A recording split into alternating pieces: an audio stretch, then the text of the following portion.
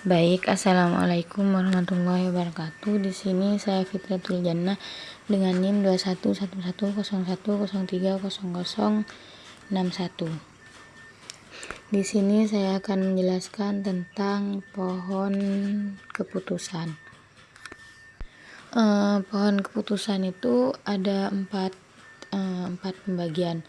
Yang pertama yaitu konsep pohon keputusan, yang kedua model pohon keputusan, yang ketiga komponen-komponen pohon keputusan, dan yang terakhir bagaimana prosedur dan diagram pohon keputusan. Yang pertama itu konsep pohon keputusan. Menurut Siswanto, pohon keputusan atau disebut dengan decision tree adalah model visual untuk menyederhanakan proses pembuatan keputusan secara rasional. Kelebihan dari pohon keputusan itu sendiri diantaranya ada daerah pengambilan keputusan. Daerah pengambilan keputusan yang sebelumnya kompleks dan sangat global dapat diubah menjadi lebih simpel dan spesifik. Dan yang kedua, eliminasi perhitungan yang tidak diperlukan, karena ketika menggunakan pohon keputusan maka sampel diuji hanya berdasarkan kriteria tertentu. Dan yang ketiga itu konfleksibelan pohon keputusan ini meningkatkan kualitas keputusan yang dihasilkan jika dibandingkan ketika menggunakan perhitungan satu tahap yang lebih konvensional. Dan kelebihan yang terakhir dari pohon keputusan ini, dengan pohon keputusan dapat menghindari munculnya permasalahan tanpa banyak mengurangi kualitas keputusan yang dihasilkan. Dapat disimpulkan bahwa pohon keputusan punya tujuan untuk memahami kasus dan seluruh aspek yang terkait, menggambarkan kerangka berpikir yang sistematis, menggambarkan struktur pengambilan keputusan yang dilakukan oleh pengambilan keputusan atau decision maker sepanjang tahapan atau urutan waktu, termasuk seluruh kemungkinan keputusan. Selanjutnya yaitu model pohon keputusan. Model pohon keputusan merujuk pada pendapat Breiman, menyatakan bahwa pohon keputusan merupakan metode yang sangat populer untuk digunakan. Terdapat 3 jenis node. Yang pertama yaitu akar, dan yang kedua internal node, dan yang terakhir daun. Di mana akar di sini merupakan node teratas. Pada node ini tidak ada input dan output. Dan yang kedua yaitu internal node. Internal node ini merupakan node percabangan. Pada node ini hanya terdapat satu input dan mempunyai output minimal 2. Yang terakhir yaitu daun. Daun ini merupakan node akhir atau terminal node.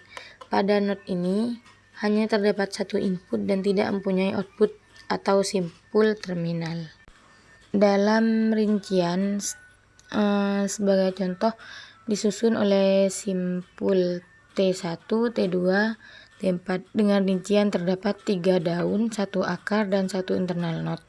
Selanjutnya yaitu komponen-komponen pohon keputusan. Komponen pohon keputusan itu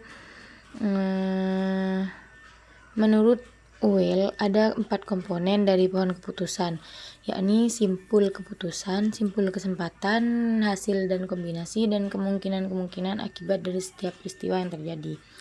Adapun simpul dibedakan menjadi 3, yaitu simpul keputusan, kotak, simpul peluang atau kesempatan disebut lingkaran, dan simpul terminal disebut simpul bulat. Hal ini kiranya penting dalam pohon keputusan adalah pengambilan keputusan itu harus secara aktif memilih dan mempertimbangkan betul-betul alternatif mana yang akan dijadikan keputusan. Tipe analisis pembuatan keputusan mana yang akan digunakan sangat tergantung pada kemungkinan-kemungkinan yang rasional dapat dikemukakan terhadap masalah yang dihadapinya. Kemudian yang terakhir yaitu bagaimana prosedur dan diagram pohon keputusan.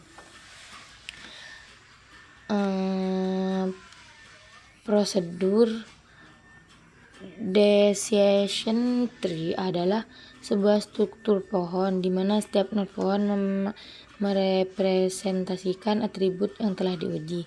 Setiap cabang merupakan suatu pembagian hasil uji dan not daun yang mempresentasikan kelompok-kelompok kelas tertentu.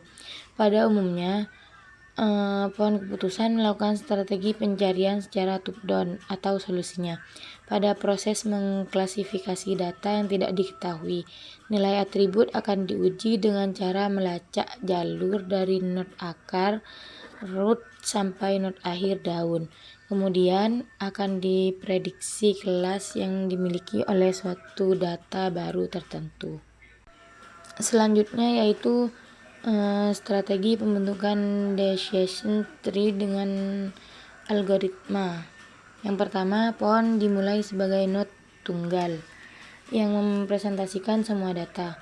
Terus yang seterusnya, sesudah node root dibentuk, maka data pada node akar akan diukur dengan information gain untuk dipilih atribut mana yang akan dilanjutkan atribut pembagiannya. Terus yang ketiga yaitu sebuah cabang dibentuk dari atribut dan dipilih menjadi pembagi dan data akan didistribusikan ke dalam cabang masing-masing. Yang terakhir, algoritma ini akan terus menggunakan proses yang sama atau bersifat rekursif untuk dapat membentuk sebuah decision tree.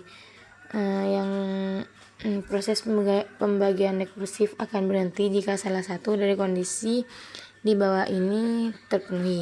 Yang pertama, semua data dari anak cabang telah termasuk dalam kelas yang sama. Selanjutnya, semua atribut telah dipakai tapi masih tersisa data dalam kelas yang berbeda. Dalam kasus ini diambil dari data yang mewakili kelas terbanyak untuk dijadikan label kelas. Terus yang terakhir, tidak terdapat data pada anak cabang yang baru. Dalam kasus ini, not daun akan dipilih pada cabang sebelumnya dan diambil data yang mewakili kelas terbanyak untuk dijadikan label kelas. Selanjutnya yaitu pembentukan pohon keputusan. Pembentukan pohon keputusan terdiri dari beberapa prosedur, yaitu konstruksi pohon diawali dengan pembentukan akar. Kemudian data dibagi berdasarkan atribut-atribut yang cocok untuk dijadikan daun. Yang kedua, pemangkasan pohon, yaitu mengidentifikasikan dan membuang cabang yang tidak diperlukan pada pohon yang telah terbentuk. Hal ini dikarenakan pohon keputusan yang dikonstruksi dapat berukuran besar, maka dapat disederhanakan dengan melakukan pemangkasan berdasarkan nilai kepercayaan. Pruning ada dua pendekatan, yaitu pre-pruning dan post-pruning. Pre-pruning yaitu menghentikan pembangunan suatu subtree lebih awal dengan memutuskan untuk tidak lebih jauh mempartisi data training saat ketika berhenti, maka node berubah menjadi left node akhir. Node akhir ini menjadi kelas yang paling sering muncul di antara sub-sampel. Selanjutnya itu post-pruning, yaitu menyederhanakan tree dengan cara membuang beberapa cabang subtree. Setelah tree selesai dibangun, node yang jarang dipotong akan menjadi left node akhir dengan kelas yang paling sering muncul. Dan yang ketiga, pembentukan aturan keputusan. Pembentukan aturan keputusan membuat aturan keputusan dari pohon yang telah dibentuk. Aturan tersebut dapat dalam bentuk if then diturunkan dari pohon keputusan dengan melakukan penelusuran dari akar sampai ke daun. Untuk setiap simpul dan percabangannya akan diberikan if, sedangkan nilai pada daun akan ditulis did then. Setelah semua aturan dibuat, maka aturan dapat disederhanakan atau digabung. Adapun langkah-langkah yang sekiranya perlu dilakukan secara berturut-turut adalah sebagai berikut. Mengadakan identifikasi jaringan hubungan komponen yang ada yang secara bersama-sama membentuk masalah tertentu yang nantinya harus dipecahkan melalui diagram keputusan. Yang kedua, masalah utama itu kemudian dirinci ke dalam masalah yang lebih kecil. Terus yang terakhir, masalah yang sudah mulai terinci itu kemudian dirinci lagi ke dalam masalah yang lebih kecil lagi. Berikut adalah contoh sederhana dari bentuk pohon keputusan. Gambar di atas adalah contoh sederhana pohon keputusan untuk menentukan penerimaan beasiswa pada mahasiswa. Mungkin cukup sekian presentasi dari saya. Kurang lebihnya mohon maaf. Wassalamualaikum warahmatullahi wabarakatuh.